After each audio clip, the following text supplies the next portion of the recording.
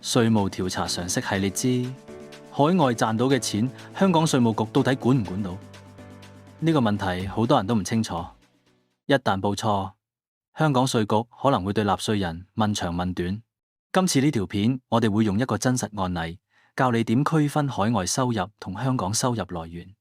首先要明白香港嘅稅制，香港係採用地域來源徵稅概念嚟評定收入係咪需要課稅。稅局唔睇你嘅錢放喺邊度，亦唔會理你銀行開喺國外定香港，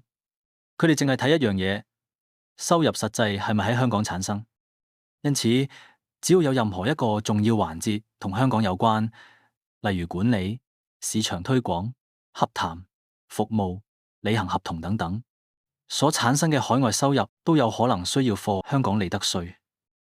今日嘅故事係關於一間做國際業務嘅公司，佢哋70%生意喺海外做，客戶喺外國，市場推廣喺外國，產品直接由內地運到外國，收款喺外國，銀行戶口都喺外國開。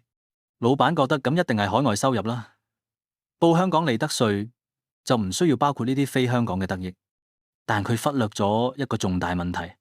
就係交易嘅核心部分，其實佢哋嘅洽談同合約都係響香港完成。稅局察覺到呢一間公司申報非香港得益，所以必定會出信查詢，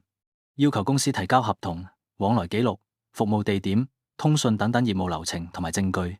老闆最後決定揾專業稅務代表協助，稅務代表重新整理公司嘅業務流程，清楚分開邊啲係真正海外產生嘅交易，邊啲係喺香港交易。假如公司唔符合稅務條例第14條，咁非香港嘅得益可以豁免利得稅，否則就要全部得益都需要課稅。記住，海外收入唔等於免稅。如果公司已經收到稅局查詢信，一定要揾專業稅務代表協助，睇睇稅例第14條係咪有機會申請豁免。